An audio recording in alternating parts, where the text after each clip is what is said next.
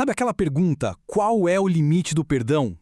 Pois é, vamos mergulhar numa filosofia muito poderosa sobre as nossas relações e tudo isso a partir de uma história bem antiga que parece simples, mas que, nossa, nos desafia até hoje. Bom, tudo começa com uma dúvida muito prática.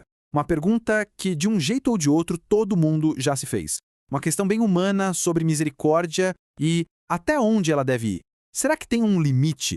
A pergunta feita por Pedro já prepara todo o cenário. Pensa bem, para ele, perdoar 7 vezes, um número que na época simbolizava algo completo, perfeito, já era o máximo da generosidade. Ele basicamente estava propondo um padrão que na cabeça dele já era extraordinário, só que a resposta que ele ouviu foi algo que quebra totalmente essa lógica de ficar contando, de manter um placar.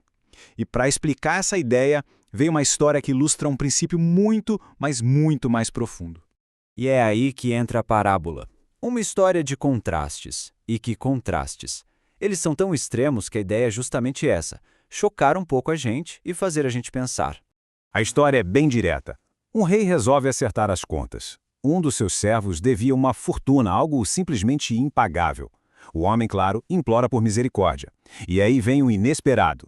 O rei, tocado pela compaixão, faz o impensável. Ele simplesmente cancela a dívida toda. Um ato de generosidade assim, quase inacreditável. E quando a gente fala em dívida, é algo assombroso mesmo. Uma fortuna enorme, uma quantia que, na prática, era impossível de ser paga. Mas é aqui que a história dá uma virada. Logo depois de receber esse perdão gigantesco, o que esse servo faz? Ele encontra um colega que lhe devia uma quantia minúscula, irrisória em comparação. E essa diferença de escala é o ponto central de tudo. E aí vem o choque. Ele, que acabou de ser perdoado de uma dívida imensa, agarra o colega, exige com violência o pagamento daquela pequena quantia e não mostra um pingo de compaixão. Justo ele, que tinha acabado de receber um oceano de misericórdia.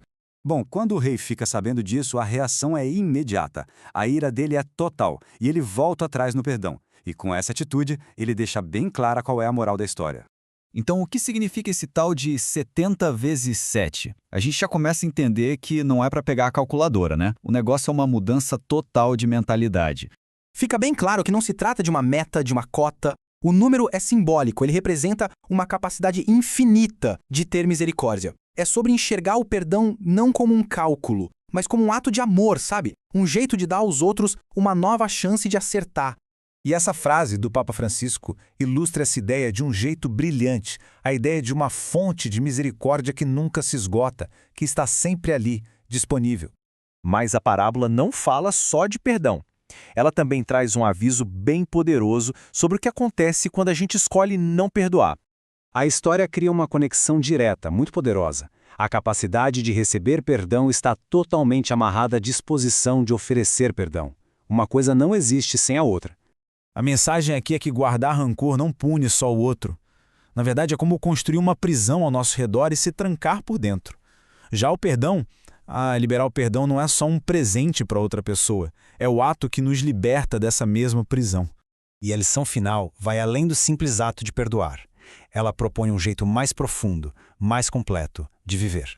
A ideia é que grande parte do nosso ressentimento nasce de uma expectativa frustrada. A gente espera a perfeição de pessoas que são, por natureza, imperfeitas. E aí, quando elas falham, a gente se magoa. E isso levanta uma questão bem desafiadora, né? Sobre como a gente navega nossos relacionamentos e, principalmente, nossos próprios sentimentos. E aqui fica o pensamento final, que é até um pouco provocador. A ideia de que uma compreensão profunda, cheia de compaixão pelos outros, pode simplesmente nos libertar desse ciclo de mágoa e perdão, para sempre.